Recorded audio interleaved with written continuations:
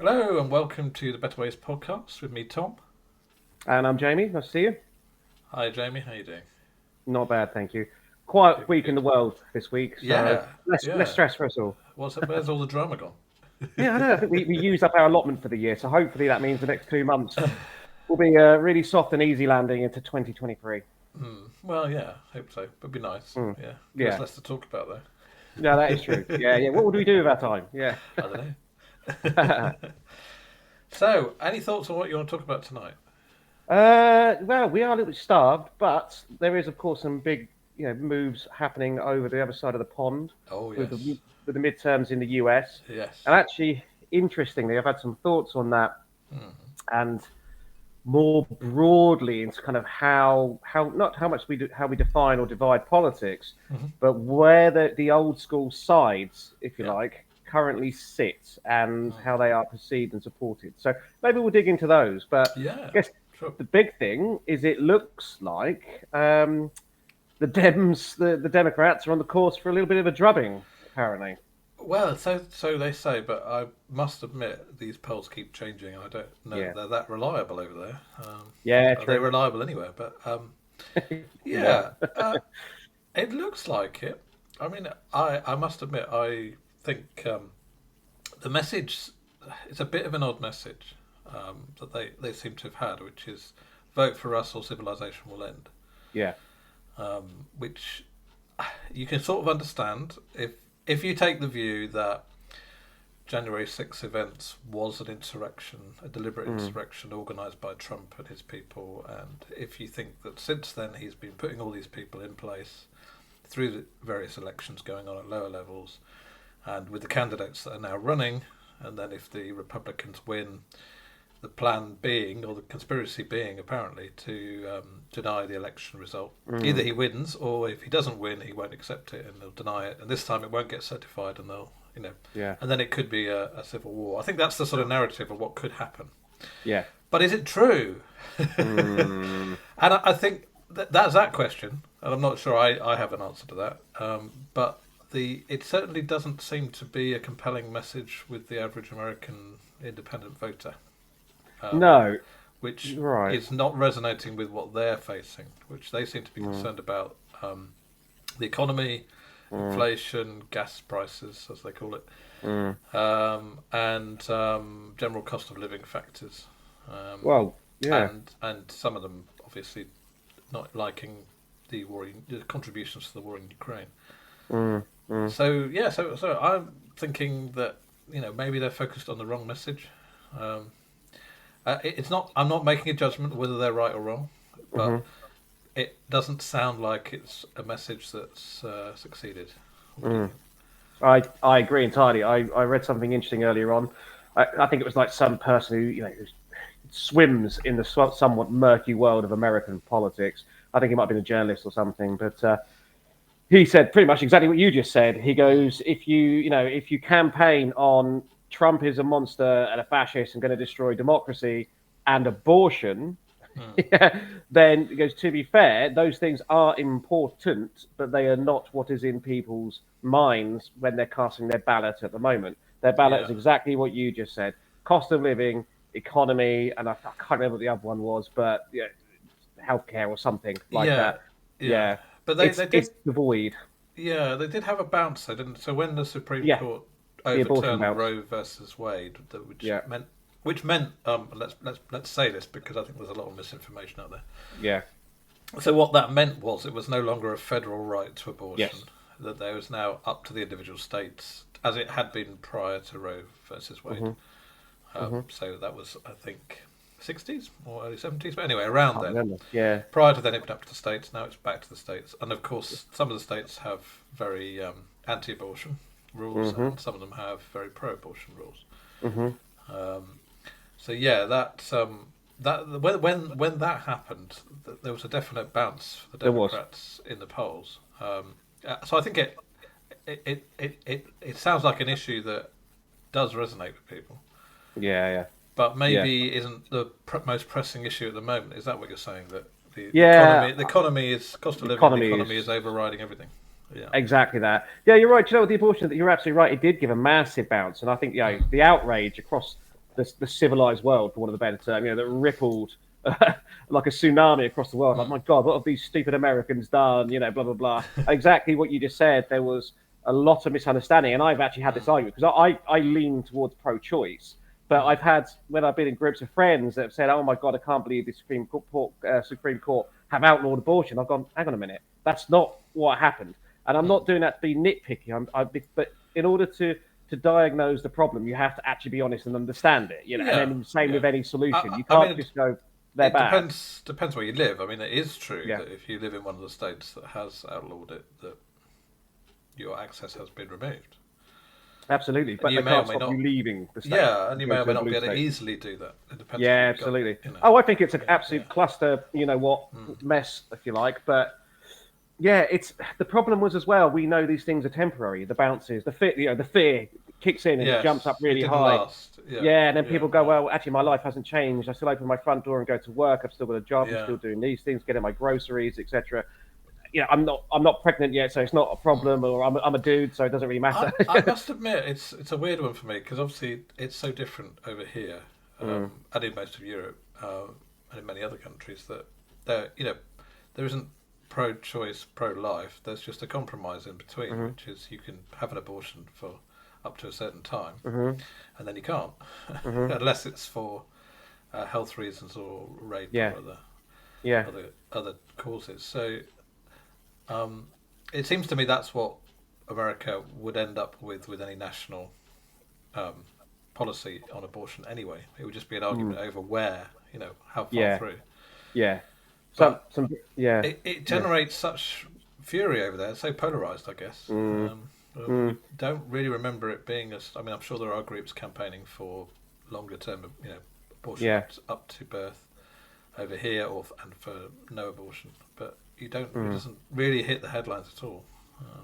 No, you're right. We seem to kind of settled it, don't we? And again, there was a lot of hyperbole and doom mongering. Oh, if they've done it over there, it will hit here. And I was like, it will never happen here. Well, you can't say never, but I read something when this happened, and there was a guy I follow on social media, very smart guy, conservative, but I hate using labels because it shouldn't influence their opinions. But he is a. My God, he was a conservative. Oh.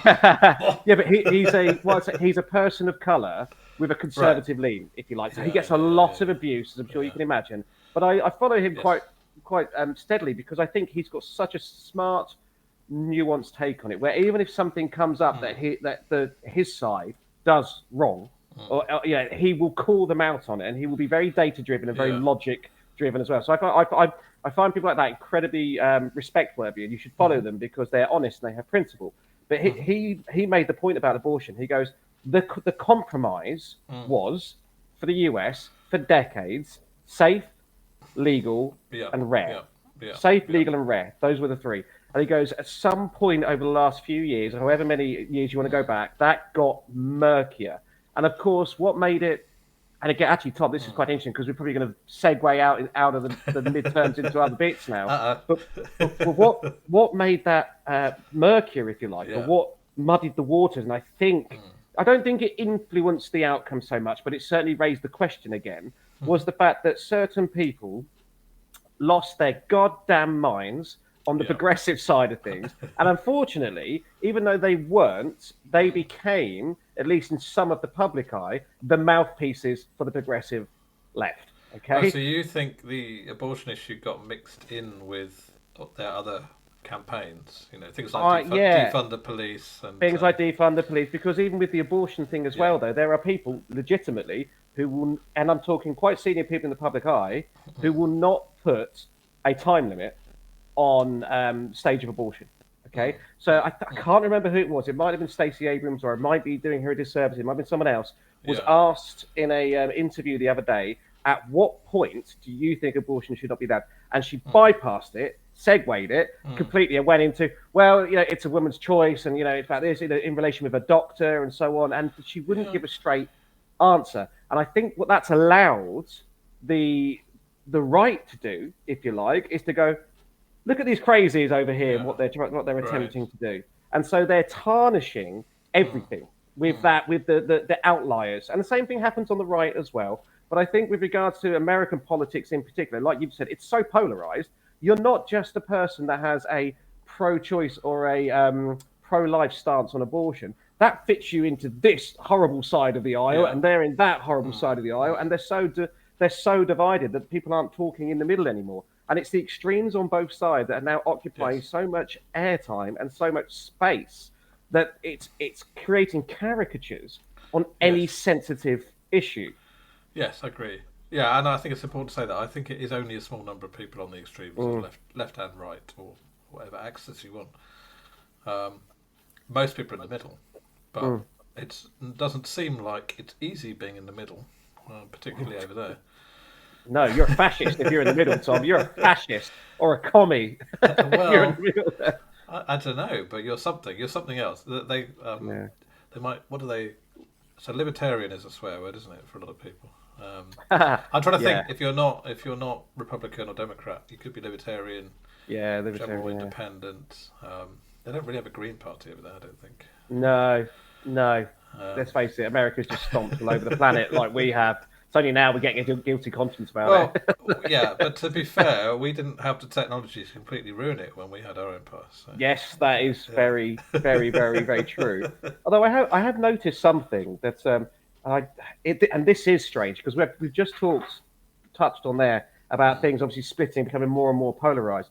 Yeah. But I've noticed two things in the last week which have really made me think that maybe actually some people, maybe the UK is slightly ahead of the US. Maybe we've just always been slightly crazier and we run ahead of the curve of them. But I saw a very left-leaning organisation in the UK who are very heavy on social media, run a YouTube channel, all that stuff. Content, very hit and miss. But they were quite antagonistic, quite dismissive, contemptuous, if you like, of quite mainstream views. So I think they were, over the last 4 or 5, 6 years, I think they've been propellers behind some of the woke movement, if you like, and they defended the woke movement. But what I've noticed over the last month or so, maybe a bit longer, is a calming of those propellers, if you like. They've suddenly started advocating more, some of them, not all, but more reasonable positions. And I don't know whether that's because they feel like public opinion is now so against the kind of lecturing, hectoring left that they turned against it.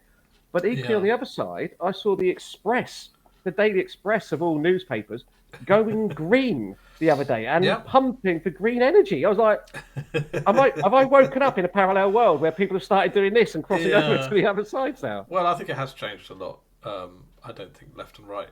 I mean, I wouldn't say we have a right-wing Conservative Party particularly. It's weakly centre-right. Yeah. I wouldn't say we have a left-wing Labour Party. It's weakly centre-left. Yeah, exactly. Yeah, and on both quite similar in actual policy, not in rhetoric, but in actual policy. Identical, nearly. Yeah. But I mean, that's what our political system achieves. It achieves centrism. It gives you dominant parties in the centre.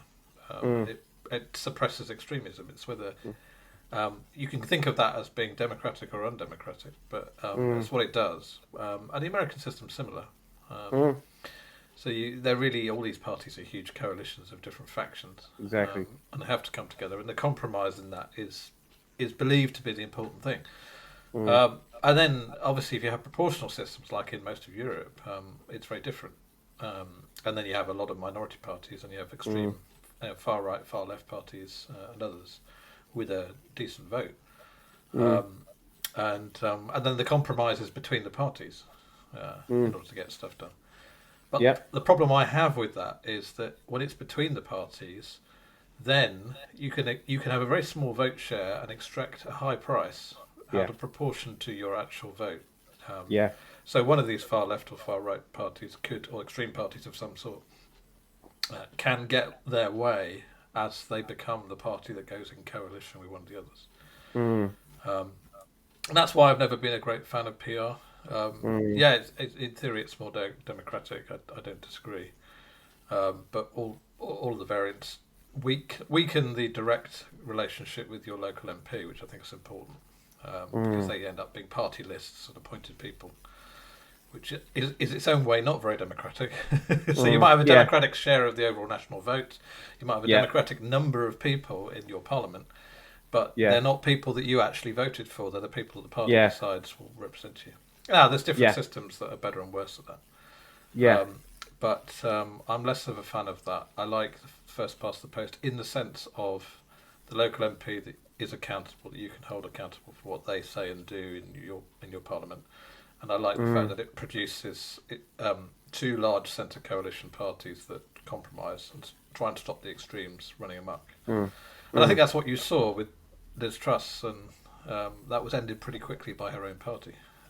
She was pretty And sharp. I think that's much harder to do when you're in a coalition of parties. Yeah. Yeah. But that's just how I see it. I mean, there's lots of problems with first past the post, and the fact that there are so many communities where it doesn't feel like it matters what you vote. You can vote for anything you like, you'll still get a Tory or a Labour or whatever. It's a definite problem. If you live in a safe seat, your vote is ultimately meaningless. And I suppose in America, there's been, because they allow gerrymandering, so that they allow boundaries to be set not by independent statutory bodies like we do, but by the whoever's in power. You get all these bizarre districts which are gerrymandered in strange shapes, so that they have a Republican or Democrat majority in it, and the amount of individual areas that can switch. The individual districts that can switch is very small, becomes smaller and smaller. Ridiculous, isn't it? Right. Yeah, ridiculous. so it just entrenches it. But Yeah. I have surprised me though that Biden didn't. I mean, there was a lot of talk about adding states. Oh. Yeah, so that they would have the Senate. So they wanted to add Puerto Rico. Should be a bloody for state. example. Right? Yeah. I think it was Puerto Rico, and that would have because they know that would be a Democrat state. Yeah. That's the theory. That should be. That's outrageous that it's not a state. Yes. Because they're basically the rules. We have territories that I mean. Well, so yeah, if you go but then somewhere also like Jersey or Guernsey, Channel Islands, they don't. But they're voluntary though. They are very but voluntary. they don't have an MP. They're not represented. But then was it Tom? No taxation without representation. Well, no taxation at all in places like that. But Puerto Rico, I mean, though, they're taxed, but they're not represented. They should be the 51st state. That is appalling. I have to say that is appalling. Well, it's a sort of colony type arrangement. We've still got a few. But so there was that one. And there was another one. There were two. I can't remember. It was Guam. It might have been Guam. Oh, okay. There were two potentially new. No. The second one wasn't Guam. It was. Was it? Is it? Was it? No. What's that to do with Washington D.C.? I can't remember actually. Because it's obviously a state. But let me have a look. Look it up. Get it right. Washington D.C. is in Virginia, isn't it? Well, it's its own district.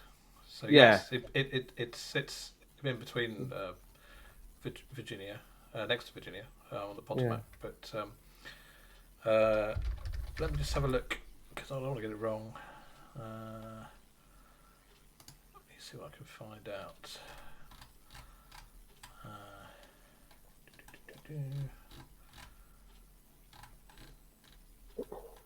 Yes. So here we are. Switch over. So this is a 538 article, which is a politics site in the US. Interesting. Washington D.C. and Puerto Rico. Right, they don't get their own senators basically. So you could create. Got you. I think D.C. is like 90-something% Democrat. Right. And Puerto Rico would go blue, as they say here. So then you only need 2 to give a difference of 4.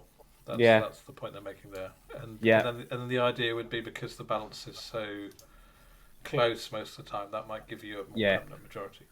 But you see, the thing is, then the Republicans they'll start to places like Guam, which I don't know, because it's basically an air base. I imagine it would vote Republican. What was the? They'll add more. They'll do what you would do if you added Supreme Court justices. They're just the other side will get in power and add more. Yeah, keep hacking it all the time. So you'll have 60 states, 70 states, 80 states. What was the name of Britain in 1984? I can't remember. Was it like Runway 1 or Airport 1 or something like that? Oh, do you remember? I'd have to look that up. We'll have a look.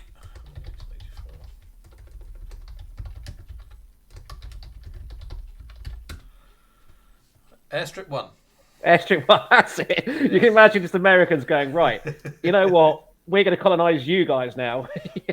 You will be airstrip one. We'll be the 51st state of the United States. So, to be fair, I think a lot of Brits would be all right with that. Well, it was talked about once. It was really? talked about. Yeah, let me look that up for you.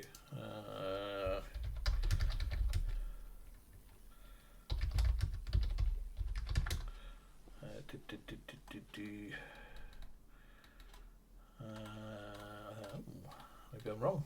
I thought it was talked about once. It was rumoured. Maybe it was rumoured to be talked about. I can't find that. Would be. Imagine that world where Britain became a state. Maybe I saw it in a dystopian movie or something. Because we're going to sign up. Talk about going off piste here. Do you remember the Trans-Pacific Partnership from back in the day, about 10 years ago? Yes, and then Trump obviously pulled the rug on it, didn't he? He pulled the US out. We've actually applied for the newer version of that, haven't we? So we're going to sign potentially, relatively soon, sign up to a trading relationship with a lot of the Pacific Rim countries, which would be interesting. But I have to say, but they were saying we already have treaties with like 11 out of the 12 member states already, or something like that. Yeah. Yes. So obviously, trade deals matter if there are trade barriers. With a lot of globalization, there are far fewer barriers than there used to be. Yeah, so exactly. It depends. I mean, this is the whole Brexit argument. That maybe I shouldn't open that up, but if you've got high tariffs, have people been arguing about Brexit, Tom? Well, it gone quiet recently, I thought. But if you've got high tariffs, then you do a trade deal, and then you get to sell your stuff cheaper and buy their stuff cheaper, basically. But they're not as key as they used to be when tariffs were higher, but they still make a difference. So it's. I think it's probably not controversial to say that Brexit meant that it's harder to trade with the EU and things have become more expensive to import. Generally. But these new deals, the idea is to replace some of that trade with other countries. So and the old argument was, well, we had these great relationships, or usually great relationships with the Commonwealth. Why didn't we have better? Why did we go for a European bloc when we had all these other countries we could trade with? Well, distance still matters. That's the distance thing. Matters, volume of trade matters. But some of them now, I mean, if you think India, Pakistan, and others in the Commonwealth, they're massive countries. But obviously, there's difficult history as well to overcome. I don't think we're flavour of the month. No, I don't think we are. Although I see, like yesterday, Ed Miliband opened a can of worms. He's been wildly misreported, so I do have some sympathy. What did he say? Because I haven't had time to check it out. So he said it's the duty of developed countries to provide aid to countries threatened by climate change. Okay, so of course that got spun. Ed Miliband demands climate reparations. That word, reparations for developing countries like Pakistan that are suffering from climate travesties, etc. So, of course, this then has lit a fire, and obviously social media in certain places is burning with this combative talk now. So we do give lots of aid overseas for lots of things. Climate's one of them. But the problem of giving money is it often doesn't go to the people it needs to go to. No, so it ends up in some rich person's pocket. It's much more complicated than that. In practice, it's how do you run projects so you're sure that you're helping the people you want to help and not the people at the top. So that would be a more interesting conversation in the press would be, what can we practically do to help the people in Pakistan? Exactly. What kind of schemes could people over here volunteer for them? What technologies do they need that we could help with? But I'm probably guessing there's none of that.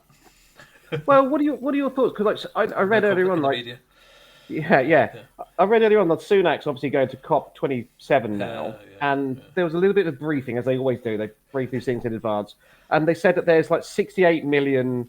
I think it was going towards India, but not in terms of aid. I think it was in terms of research and development, stuff like that. 50 odd million for research and development here to this other country and so on. And do you know what it is? I actually find it quite promising, but I don't know whether they'll follow through on it, because you always get people kicking back about it. But with the narrative being changed now, it's not about climate change, it's about energy security. It's about creating Britain's sovereign wealth fund through green technologies and so on. Tied in with what Sunak is saying now about technical colleges and technical schooling. So I just hope and it makes my head hurt, Tom, but I really just hope Sunak or Starmer, when they come in and go, you know what, let's think long term here. We're going to have a 10-year window. We're going to throw millions or billions at training up the UK population, youngsters coming through because people want to be retrained into green technology. We're going to do loads of R&D in it, and then we're going to export that to the world. But you need to have a structured plan with private sector. We've been terrible at that. I mean, our historical problem is we are good at innovating. We have lots of innovative technologies, and we can incubate them, but we can't scale them. So we've got better at it. We've got better at getting the startups to a medium size, but then they just inevitably get bought by a foreign ownership, taken into foreign ownership, and scaled up further. So whoever it is. I mean, Arm it was Japanese SoftBank that bought them, didn't it?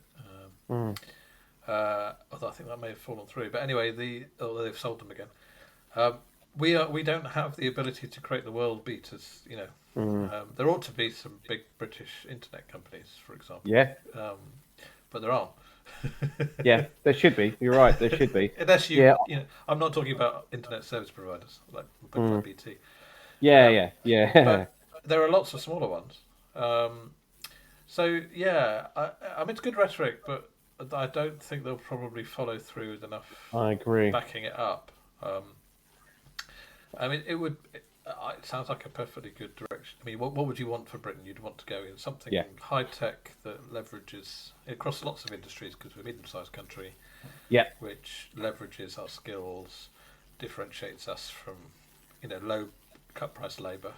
Countries. So that would fit well with anything in that biotechnology, pharmaceuticals, green energy. All that fits, high-tech satellites, but I don't think we have a good way of actually commercialising it. And governments historically been quite bad at even setting good conditions so that flourishes. I agree. And it's been very difficult to get investment. So it's just so much harder to get money put in when companies have an offering than it is, for example, in the States. Sorry, you're right. Yeah. Can you give me 1 second? I think my cat's doing something horrific. I'm terribly sorry about this. It's so unprofessional. That's fine. We'll switch over, and I'll keep talking. All of that means that hopefully Sunak will come up with something that is more than just good rhetoric and has a bit more behind it. I really thought I was going to have an accident. I was going to have to clean up then. This is real world this is real life podcasting, isn't it? Of YouTube. This is where. What is my cat doing now with that box? And please don't do it. Yeah, it's where we're at. Yeah. Yeah. So I don't know. Good rhetoric would it be backed up? Don't know. But doubt it. I'm not keen on 27th time they've had a big shebang and had 5,000 people fly in on corporate jets to Davos like fest. I don't think they achieved very much. I think if you want to achieve the goals, you should be able to achieve it without things like that. So I'm a bit disappointed he's now going. Oh really? Yeah. Yeah. Well, I think what ends up happening is people, the leaders go and they grandstand and then they strong arm each other around little promises behind the back. Yeah. And I was hoping he'd try and avoid that. Yeah. What's to stop them from literally going? You know what? Here we're the top 50 countries in the world or whatever it is, and proportionally we're each going to put in say 5 billion, 6 billion, whatever it is, to and we're going to create the best scientific pool of talent the world has ever known. We're going to partner with the private sector, but we're going to make sure this money that we're putting here is actually observed, kept an eye on, so it doesn't just go into whoever's pockets, and there has to be something at the back of it. But we commit to over the next 5 years, we're going to go hell for leather with creating the best renewable battery storage or carbon capture technology or whatever it is. That's the people would probably get behind that and go, well, that's amazing. I think they would. I don't know. I always put it down to the fact that hardly any politicians have a science background. Yeah. So most of them have come from an arts politics. Was it PPE? It's the usual economics. Economics. And few of them these days aren't career politicians. So they haven't had industry experience. So I kind of assumed it's because they didn't really get science in industry. Right. And the Tories would kind of think it would look after itself, and Labour would just kind of interfere with it in bad ways. I don't know. It could be that. I don't think there is anything stopping us, and this is one of the things that sort of really annoyed me about uh, what happened with Dominic Cummings, because you like him or loathe him, and many loathe him. But this was the one thing that I thought, yeah, he actually got it right about investment in science, basic research, industry, upping the budgets. But of course, it all fell apart, and I don't think it's been seen through since he's gone. And you can argue that he wasn't, democratically elected to do that in the first place. Well, I think here that just that if you can see this over my shoulder, can you see that? No, not really. Oh, hello. Excellent cat videos. That's what we want. Yeah, well, that it gets the clicks, Tom. It gets the clicks. No, you're right. Do you know what? You're right. I was never, I never warmed to Cummings, and I think he did some pretty shady stuff. But the flip side of that is, at least he had a vision beyond just the next 3 years or the next 4 years, or the next 5 years, just to win a general election. We haven't had anyone with real vision for a long time. Well, the system doesn't select for that. I mean, no, it doesn't. You're winning a popularity contest every 4 or 5 years. The same in America, right? Yeah, that's it, isn't it? It is a popularity contest, and it doesn't. It's frustrating to me because I look at our country. And I don't know. You may have noticed this because you and I have a lot, obviously, social media friends in common. And I really don't like it when people talk down the country that much. Like, oh, it's the most horrible place in the world to live. I'm like, actually, no. Britain is actually, despite its flaws, still one of the top places in the world that you could live. If you were born in a developed country in the global liberalized West, for want of a better term, including Japan, Australia, etc., in that, then you've won life's lottery in terms of your chances to actually have a decent life. Not guaranteed, still going to struggle, still going to find it hard at times. But there are billions of people that would swap places with you in a heartbeat if they could do it. We still have so much potential. And I just feel that we have not even come close to tapping that potential in the last, I don't know, however many decades, really. Thatcher did to a degree with the financial services sector. She let the city run wild. And now, let's face it, it's our biggest profit maker as an industry, I think, for the entire country. But that's just part of what we could do. We have leading research and development, with leading universities and so on. We just need to leverage it a little bit more. But I don't think Dominic Cummings would have succeeded, though, because even just by his association with the Tories, he was public enemy number one to half the country. Yes, I think he knew that. And he certainly didn't think it was at all reasonable that someone like him could be in the position he was in. But he went and did it anyway because he had the opportunity, which very few people get. So I kind of respect him for trying. I agree. But I don't see who's pushing that agenda. Generally, it doesn't come up. There's a few politicians who whoever they get to go on the science committees. Science and technology, or whatever they call it now. But I don't know. I put it down to that. Might not be. Maybe we are just a country of arts students and media students and bankers. God, that's depressing. Not the arts bit. The arts bit gets a lot of criticism. The arts, it genuinely does. I'm not saying it's bad, but maybe that's just not from you. No, but then it's funny because my take on it, my reaction a few years ago would have been, oh, bloody arts, bloody time wasters at university, very kind of grumpy old man thing. And then I remember I interviewed a young lady to come work for us, and I kind of made that point. Probably I shouldn't have done. I was joking, but she took it really well. She laughed. She goes, "Actually, the arts are one of our biggest export economies." I went, "Yeah, really?" And she goes, "Yeah, it brings in loads more money than it costs." I went, "Well, in that case, I'm sold. Totally invest in it." Yeah, totally agree with that. And it's cheap compared to science. Much cheaper to do arts. I would definitely invest a lot more. But, but obviously science needs a lot more money to do anything at any scale. That's the problem. So we'll see. Final thought, right? And I should. It's opening a can of worms. Maybe we can do this in another podcast, another conversation that you and I have. But someone that I think we know said there is no climate justice without social justice, right? And that for me was a stupid thing to say, because it's hard enough to get the public on board with climate change action anyway.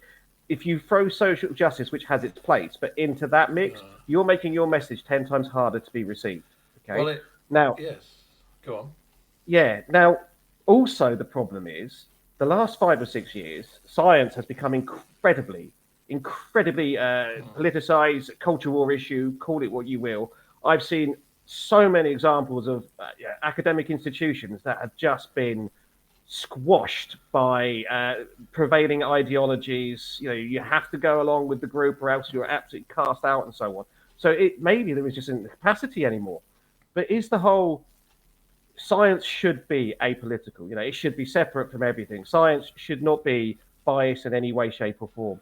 But are we now so far down the rabbit hole of mixing science with cultural issues, politics, and everything else that we've now just completely diluted what comes out the other end?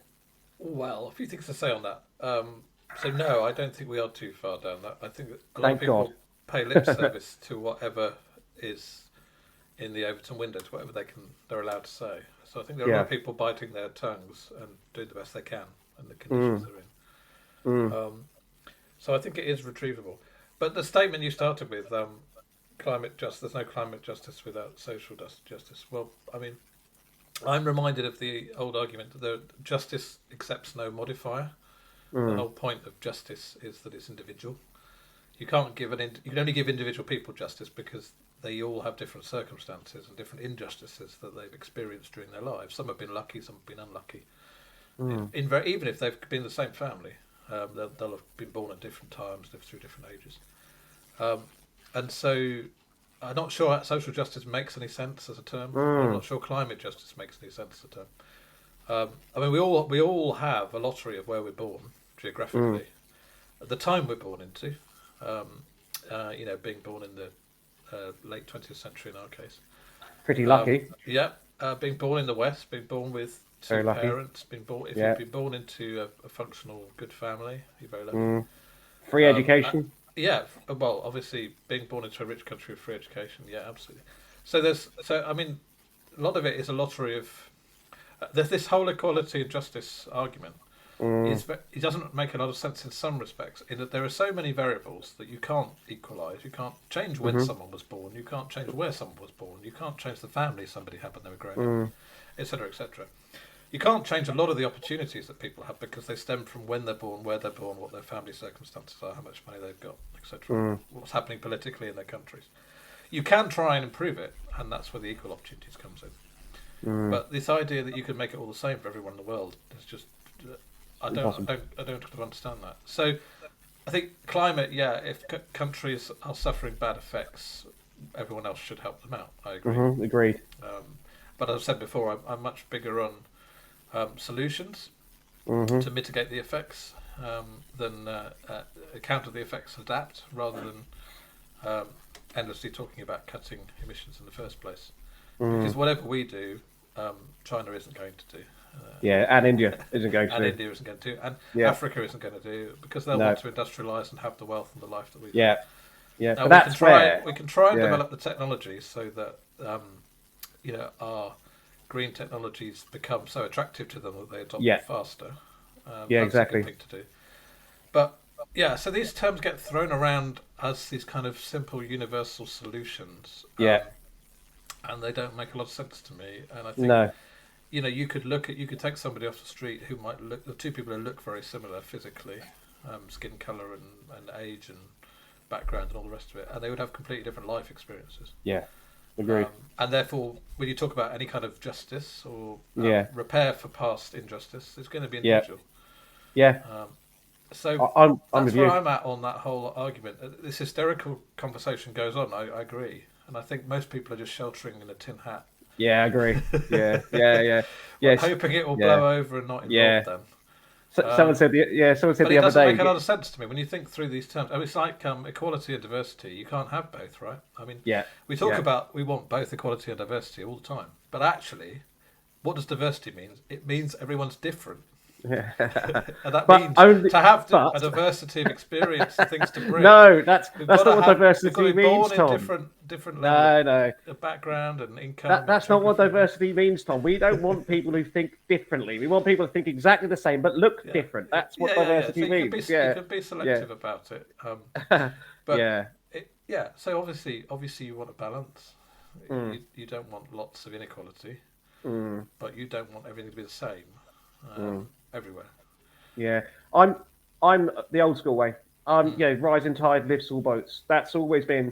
Do you know what? Yes. Because it makes life so much better. Let's just say, if again, the classic example, if Britain became a much wealthier country by say 10%, and that 10% was equal, then brilliant. If all this in renewables and people's energy bills dropped from being £2,500 a year on average to being £500 on average, I don't care whether the guy who owns a 7-bed mansion down the street has benefited from that just as much as I have. That £500, that £2,000 saving would mean nothing to him. It means a huge amount to me. I don't care whether or not he's got it. I genuinely don't.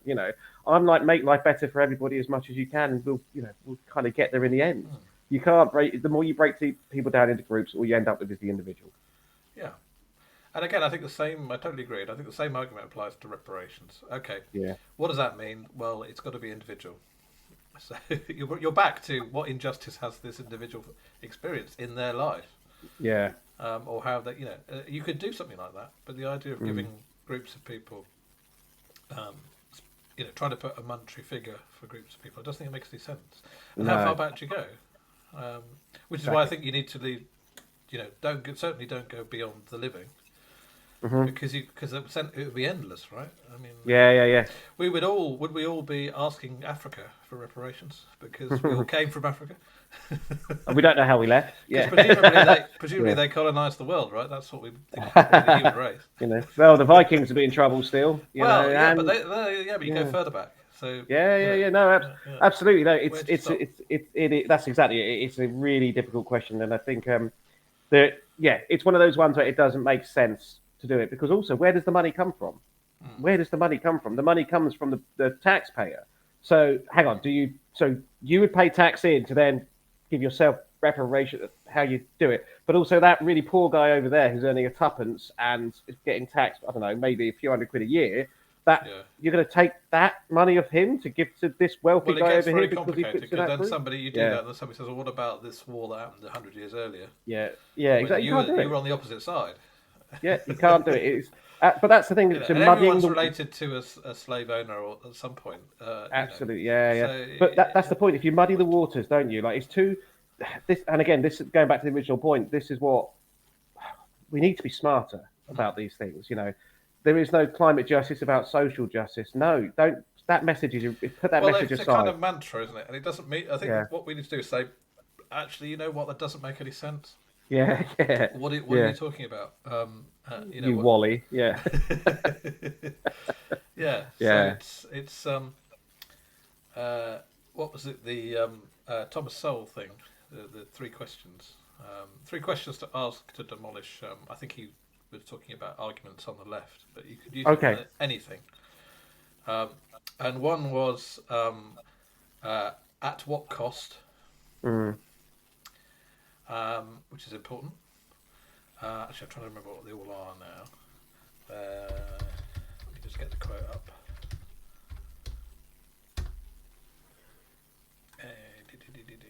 Yeah. Another one was compared to what? And the third one was what hard evidence do you have?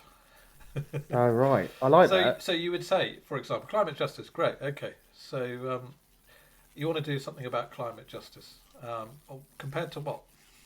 Because you've got to think about other types of inequality and injustice, and then you would say at what cost? So how much are you willing to put to that, which takes away from something else? And then you would say, well, okay, so what's the hard evidence you have for climate injustice? And is it actually the way that you're representing it? And you could say the same with social justice.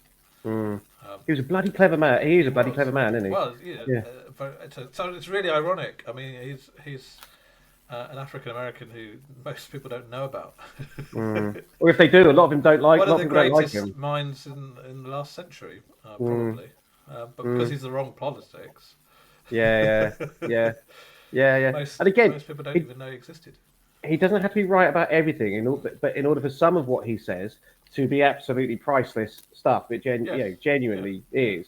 No, I'm with you. It's, I've spoken about this a lot. I think the world's gone mad. The West has gone mad the last 7 years. I think it's done us a huge amount of damage. It's certainly held us back in a huge number of ways. It's made us more divided. It's taken our eye off the ball because we're dealing with this superfluous stuff that everyone gets angry about, but ultimately doesn't go anywhere.